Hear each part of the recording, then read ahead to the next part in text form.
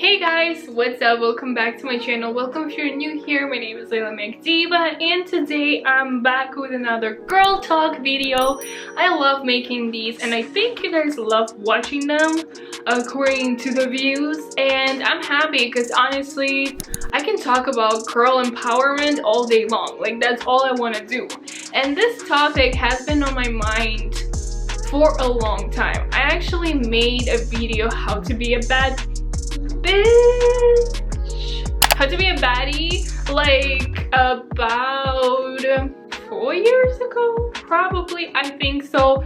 So I might link it so you guys can go check it out if you want to. But of course, since then, like, I feel like my persona changed, you know, my outlook changed, and I wanted to make kind of an update on how to find self-love. And also I did talk about me struggling growing up to love myself. Growing up, I had inner hatred, more so towards my body, and you know, outgrowing that and learning to love myself.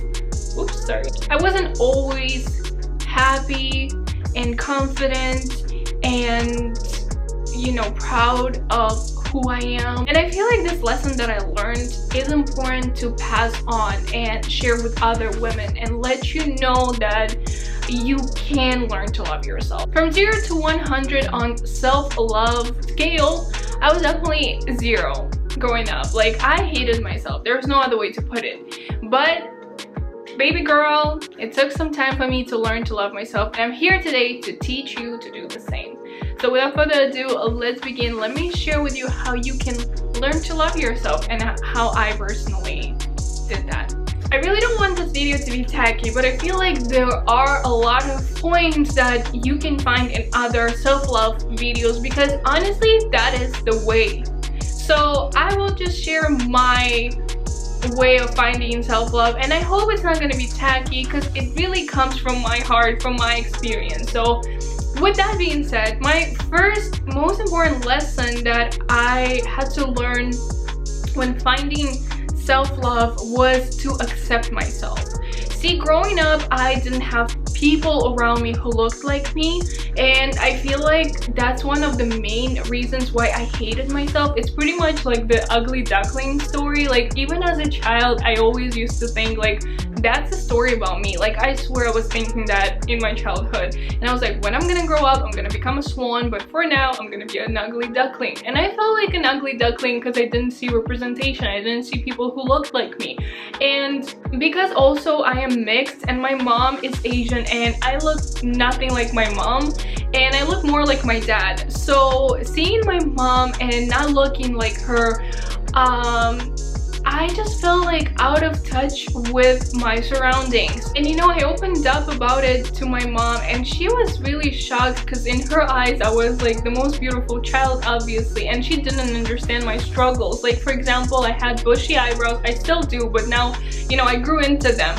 But I remember I would cut them with scissors because I was so embarrassed to have my bushy eyebrows. And my mom was like, one time I actually did it so much that, you know, I didn't have a spot, kind of hairy spot, like, you know, I had my eyebrows basically. And my mom was like mad at me because I did that, and I was like probably 7 years old. And my mom was like, what have you done? And my mom always loved my eyebrows because my mom has, like, you know, very thin eyebrows, and she was always like telling me, don't touch your eyebrows, because when she was 18, apparently my mom touched her eyebrows and now they don't grow. But I honestly think like it's because my mom doesn't have my Azeri genetics, like hairy Azeri. That's the thing, okay? Like, I don't care how many times I pluck my eyebrows, they never go away. So my mom was always like preaching how I shouldn't touch my eyebrows and, like, you know, I should be natural and everything. And now when I tell her about my struggles as a child, she sees that and she understands me because she didn't see it at the time, and she still doesn't, you know, see me as like, oh, I see, yeah, bushy eyebrows, that's ugly. But it's nice to open to your parent and to explain to her why you were doing all those crazy things to, you know, adjust yourself to beauty standards that you saw around yourself, you know. So I feel like my whole life majority of my life, I was like going after certain beauty standards. So like I didn't want my bushy eyebrows, I didn't like my nose, I didn't like my hair color, and I didn't like my body. Honestly, accepting my body was the main thing for me. Accepting the fact that I'll never be skinny, just because no matter how many diets I'm on, even if I lose weight, I still have curvy body type. And understanding that took quite some time. It took all these diets, it took eating disorder, it took body dysmorphia to finally see that I am beautiful in my own way. I'm beautiful because my body is my genetics. I look this way because this is the story of my ancestors. This is my representation of my ethnicity. And I feel like people don't talk about it enough. But I noticed that this conversation is becoming more globally popular, where people start realizing that, you know, this wide beauty standard is not applicable to all of us. Angelina Jolie might be the beauty standard for the rest of the world just because we were brainwashed to believe that. And anyone who is not, like small nose, big lips, big eyes, whatever else Angelina Jolie represents in like perfect beauty standard world, it doesn't mean that that person is not beautiful. And that moves me to my next point, is to stop comparing yourself to others. So as I said, when I was growing up, I was looking at my mom who looked different, I was looking at my classmates who looked different. I bloomed earlier than other classmates, so a lot of my classmates were just very skinny girls when I was already developing, you know, female body, you know what I mean? I felt very weird as a child. Like, I was still a child and I would get like male looking at my body when I was still like 10, because I started developing earlier. And that's fucking sick, honestly. Like, topic of P word is just another level, but like looking back, I'm like, that's so disgusting. Like, men who do this shit, who stare at young girls, because obviously, you know, I am young girl, you know, even if my body was already developing, like, that's fucking sick, you know. But that's not what I'm talking about today. What I'm talking about today is self-love and self-acceptance. I realized that I don't need to be like anyone else. I don't need to be like my classmates. I don't need to be like my mom. I don't need to be like Angelina Jolie. I think it was very good for me to find maybe celebrities at first who looked somehow more like me, you know. Having some sort of a beauty standard is helpful, is only in a way where you need to find people who look like you and believe that if they look like you and they're out there doing things, what excuse do you have not to love yourself? Why go after these Eurocentric beauty standards when you are perfect the way you are? And I think this is the hardest thing, especially now in the age of social media. But my advice would be just unfollow people that make you feel insecure. If you're following all these Instagram models, you know, Angelina Jolie wannabes, and of course, like, seeing someone who doesn't look like you, who doesn't have the body that you have, is hard for anyone. But as you unfollow people who make you feel some sort of jealousy or some sort of self-hatred, also make sure to work on your circle, actually people that you interact with, because it's not only about social media and people you see on the internet, it's also people that you interact with, people who make you feel certain type of way. And so one of the important steps that I had to take was to cut ties with people who were toxic. If your friends don't hype you up, if your friends don't support you, if your friends don't tell you how amazing, beautiful, talented you are, if your friends are not your biggest fans, honestly, why even have them? Especially when you're still building that self-confidence, when you're still working on self-love. Because I never understand the point of having a fake friend who claims they are criticizing you for your own good. See, I'm this perfect person in your life who will now let you know all the things that you're doing wrong, all the things that are wrong with you, your life, and I'm gonna change you. I'm gonna change you to make you a better person.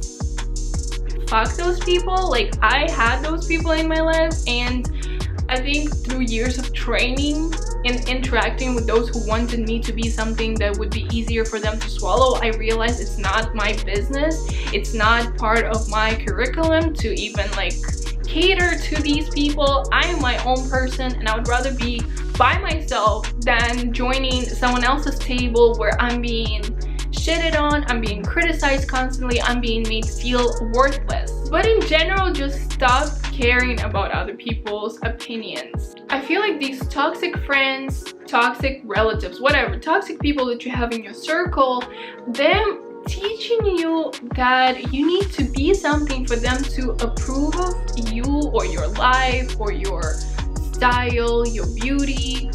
This is the most dangerous thing. This is what fucks up our perception of ourselves.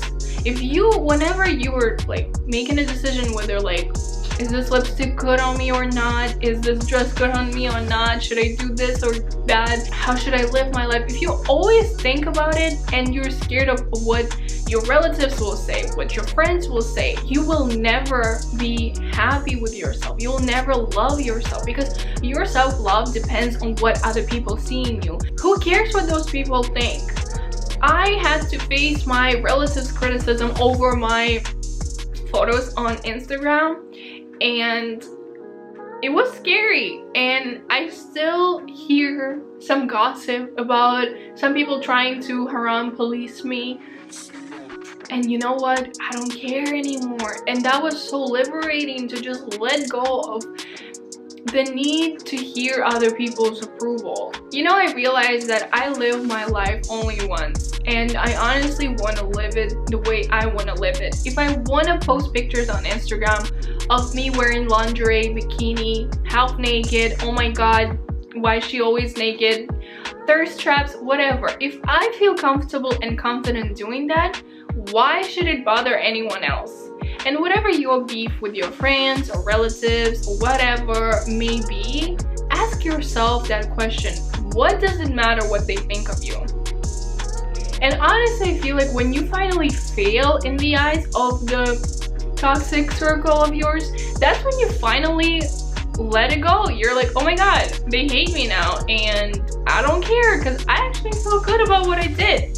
You know, if you finally let yourself be you and you get bad feedback, so to say, from your circle, that's like the best thing ever. It's better to do something and be criticized for it and to realize that it honestly doesn't affect you at all, than to live the rest of your life feeling like you owe somebody your life.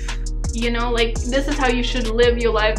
These are the limits. This is the box we're putting you in, and this is how you live for the rest of your life.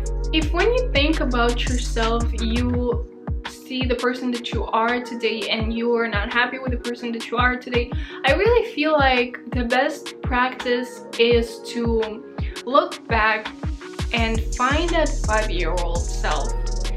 Find your younger self and remember what she was going through. Remember what she was struggling with. Remember what she needed.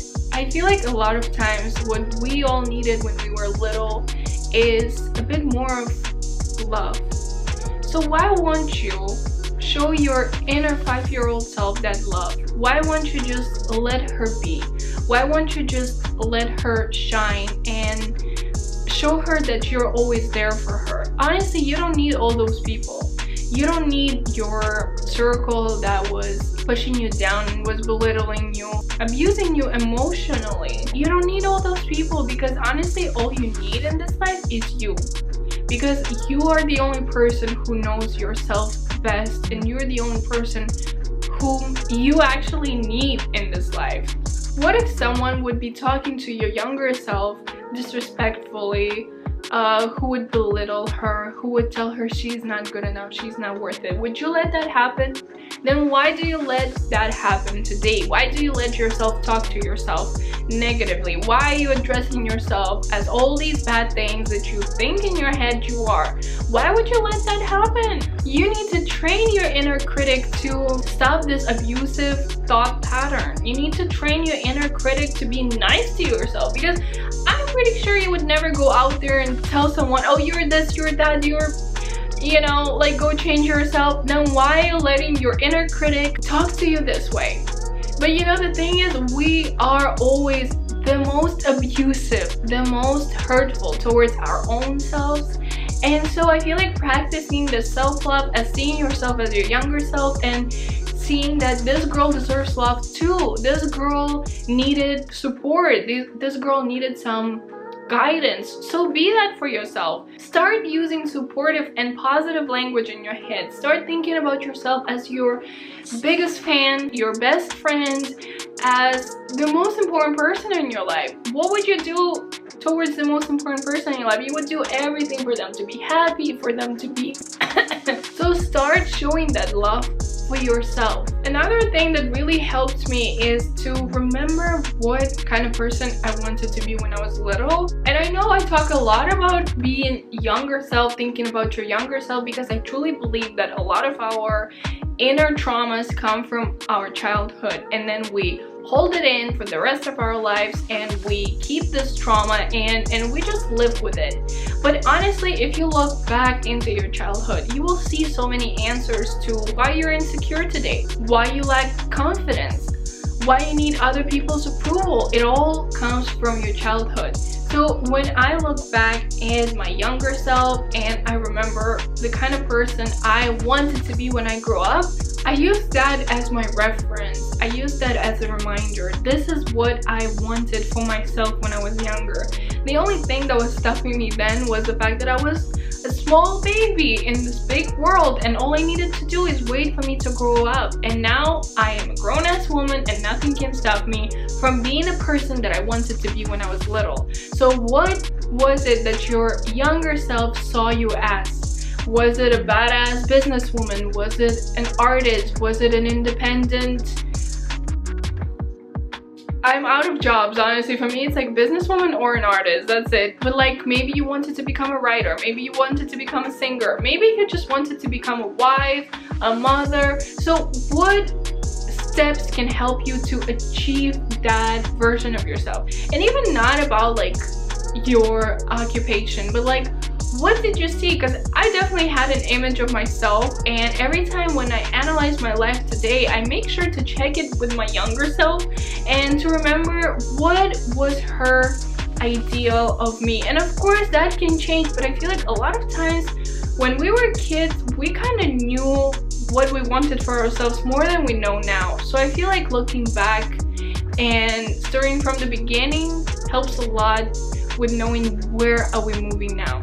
But as we started talking about occupation, I really feel like finding your passion, finding that perfect career path or a job. And I know that not everyone has a perfect career, and I feel like a lot of us today realize that we were brainwashed to believe that there is this perfect job that we need to have. I know that, but I do think that a person is always what he creates. I feel like your self-love doesn't just start with your appearance and end there. It starts with your inner work and it ends with what you create. It ends in what you are making. I feel like I can never be truly happy if my work doesn't matter, if what I'm doing is making me miserable. My first job straight out of college actually was so toxic and was making me so miserable that no matter how many lipsticks I would buy, I was not feeling myself. No matter how many hair appointments I would get to, you know, work on my mood and make myself feel better, I would still not be happy. So I do think that you need to leave the job that makes you unhappy, makes you insecure, makes you feel like you don't want to wake up in the morning and you don't have a why to your living. And if that is not possible right now, then you need to find those hobbies, that creative way for you to express yourself. And it can be anything for different people, and especially for women watching me right now, I feel like creativity is so important for us to be able to connect with our feminine energy, with our goddess, and to realize that this society that we're living in was not designed for us. It was designed for man.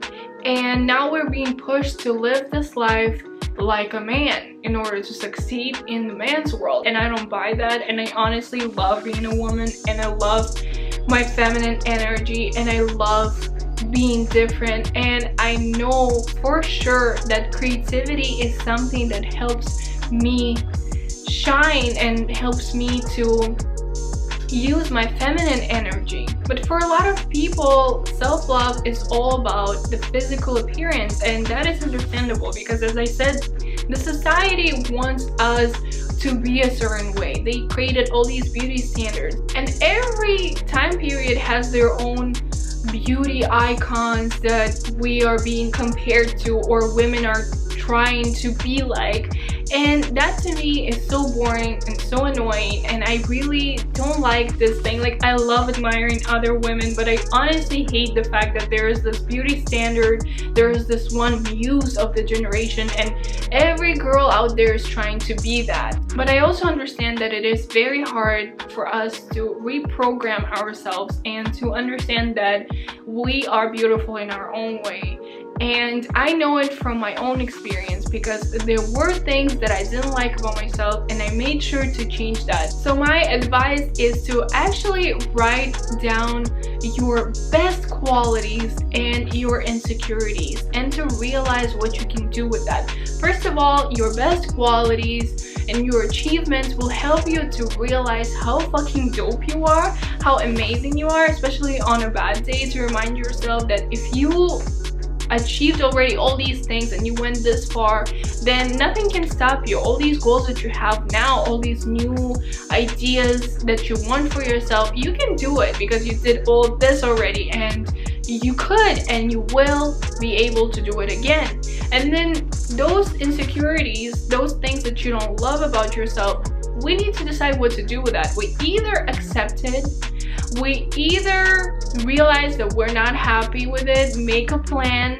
how to change that, or we realize that you cannot change it right now, so let's move it somewhere away from your to-do list for now and just learn to accept it while you're trying to get to where you want to be. I honestly am so happy that beauty standards are changing now, because when I was growing up, everybody wanted to lose weight. Now people want to gain weight, to be thick, for example. But for some people, it's just really hard to gain weight or lose weight. And I feel like you either need to understand that you have to accept that, or you need to make a plan. For example, how can I gain weight? How can I lose weight? Should I eat more? Should I eat less? Should I start exercising? What is it that I should do in order to become my perfect self? Or if it's something like plastic surgery, which, you know, it's your own business. Like, I'm not here to judge anyone. If you want to get a plastic surgery and you cannot afford it now, maybe move that idea out of your way and don't let it control how you feel on a daily basis. And I feel like writing the list of your achievements is also a great practice for you to learn to become your own biggest fan. If you will be that person for yourself, you won't rely on other people's opinions, because you already have it all in you. You already know that you are this and that, and you achieved so many amazing things, and you will achieve even more. Why would you then go out there and ask people, oh, do you think I'm doing well? Because I used to do that, but that was me when I was a teenager. And I understand, as a teenager, you're more insecure and you really need the help from the outside world. But as I'm getting older, I really realize that it's none of my business what anybody else thinks. At the end of the day, I just want to make sure that whatever I'm producing, whatever I'm making, makes me happy, makes me feel proud of myself, makes me see progress, and makes me happier and contributes to my self-love. So learning to be my own biggest fan, hype man, was one of the most liberating things. I feel like something that boosts your confidence is setting small goals for yourself and working towards achieving them. I think it's one of those things that help you realize that you are capable of so much more, and keeping track of all your achievements and then also putting new goals and writing down plan how you can achieve that also contributes so much to how you see yourself. That way you will see yourself as a winner. Another thing that really helped me when it comes to journaling is practicing gratitude. I actually started in 2020 when we were all locked in for the first time because of COVID, and I wanted to learn to focus on more positive things because reality was already very depressing. So that's when I started gratitude journaling, and I realized how much it changed my life for the better. Like, I started focusing more on positive things, and I do believe in the law of attraction. So by focusing on positive things, I was bringing in more positive things. And I'm not saying that, oh, once you start journaling, you'll never be unhappy again, you'll never be sad. Of course not. That's life. We get sad, we get happy, we get sad, we get happy. That's normal. Everyone goes through it. That means you're alive, you know. But on a bad day, especially, having gratitude journal to remind yourself all the good things that you have in life, whether that's amazing breakfast that you had this morning, or the fact that people that you love are happy, healthy, alive. All these small things that you take for granted, that you shouldn't actually, will remind you how small those insecurities that you might have are. But as I'm talking about mental health a lot, I also do acknowledge that taking care of your physical health is nonetheless as important as your mental health. And going to the gym might be good for growing your booty, for example, or getting six packs, but it is also very important to exercise, to move your body, to eat healthy, just for your health, not just for what you will see in the mirror in 6 months. You need to look at it also as one of the ways to show love for yourself. This body is helping you do so many things in this world, and you should be so grateful to your own body for being able to move you, being able to help you do things. And your body won't be able to do that if you won't take care of it. So while your body takes care of you, while your body helps you achieve all the things you want, you also need to make sure that you show your body love. And your body is you. So that's another way to practice self-love. Another way to practice self-love that is actually something that I was doing even when I was insecure, and I do think that really helped me a lot, because in those moments when I would do this exercise, I was building my own confidence. I was believing that I am more than my insecurities are telling me. I'm more than what my inner critic makes me believe. And that is dancing naked or half naked in front of the mirror. And if you're like very insecure, at first this might feel weird, wrong, stupid, crazy, but I do think that really helps me a lot to love my body, because I do think we all go through, you know, oh, I hate how I look, oh, actually I love how I look, you know, episodes. You cannot always be happy with who you are, but honestly, doing this and dancing naked in front of the mirror, just letting myself dance and feel the music. No matter how I dance, I'm dancing for myself. I'm letting myself express myself, because that's also a way of creativity, you know, and letting myself just feel the music and let it out there and let my inner goddess shine is so liberating. And that made me see my body as this beautiful temple where my soul lives. Seeing yourself and being happy with who you are, honestly, it's one of the best feelings in the world. One of the best. And if you have never experienced that, it's never too late to actually get to it. So by dancing naked in front of the mirror, I do think you will get to build your confidence. You will get to actually see what your body can do and the power of your body and the power in your body. And also, as we're talking about body, I personally think what helped me a lot to become more confident with my body is getting tattoos, to be honest. And lately I got one piercing, and that already boosts my confidence. And I'm not being sarcastic right now, it actually is true. And I do want to mention this because I feel like tattoos are such a powerful statement in self-love journey, especially body confidence journey. And honestly, ever since I started getting tattoos, they are to me like an accessory. You know, it's like, you know, when you put beautiful necklace and instantly your outfit looks much better. This is how I feel about tattoos. Now, I'm not saying you have to get a tattoo if you're insecure, but for me personally, I can say honestly that tattoos became that magical tool for me to actually see my body in such a positive way. I grew up with a lot of cultural shame when it comes to body and showing your body. So for me, tattoos are that powerful tool that helps me to fight that cultural body shaming, slut shaming idea that I had to grow up with. And once again, I want to emphasize that you don't need to fit into beauty standards that change every 5 to 10 years. Like when I was growing up, it was cool to be skinny like Kate Moss. Now it's cool to be curvy and people get BBLs, which, like, if you would tell me growing up people would be doing that and that would be beauty standard and actually my body type would become the trending one, I would not believe you. I would be happy to hear that, but I would not believe you because I saw skinny models 24/7 everywhere. I heard this is what's beautiful, and if you're not this, then you're ugly. And girl, as someone who went through that, I want you to know that beauty standards will change. And does that mean that if tomorrow your body type is no longer trending, you should stop loving yourself? Obviously not. You just need to learn to love it no matter what the body or beauty standard is today.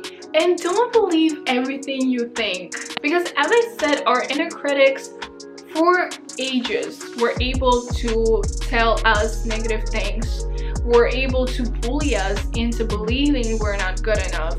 And it takes a lot to unlearn that and to teach yourself to talk to yourself positively. So when you get negative thoughts about yourself, when you're dancing naked in front of the mirror for the first time, don't let that negative thought make you believe that this is true, this is the reality, and you need to accept it. You need to fight that negative thought and you need to replace it with a positive one. And my last advice is show yourself love in your own love language. I'm pretty sure everyone at this point knows about love languages. If you don't, there's free online tests. What's your love language? I took that. It helped me realize what is my love language. So I started showing myself a love in my own way. So my love language is gifts, and I realized that that's why I love to splurge and get myself something that will make me happier. And it's not only about money. It doesn't have to be something expensive. It's not even about that. But sometimes you want something but you stop yourself from getting it because you might think that, oh, this is too much for me. Do I really deserve that? And girl, yes, you do deserve that. Or if your love language is spending quality time, then make sure that you're actually spending that quality time with yourself. Instead of just laying in bed and scrolling Instagram, take that time to actually spend quality time with your own self. Make something delicious for yourself. Read a book that actually will make you happy. Watch a movie that makes you happy. And have this thought that this is me showing my own self-love. So that is it for me for today. It's a very long video, but that's the thing. When it comes to self-love, I can honestly write books. I can write articles about self-love, and I might come back with another self-love video if you guys will enjoy this one. If you would want some other self-love related videos, girl talk videos, please make sure to give this video a big thumbs up. Don't forget to subscribe to my channel, click that bell to get notified about my new videos. Leave a comment down below letting me know what you think about this video, if it was helpful for you or not. And with that being said, I love you guys. Thank you so much for watching. We'll see you in my next video. Bye.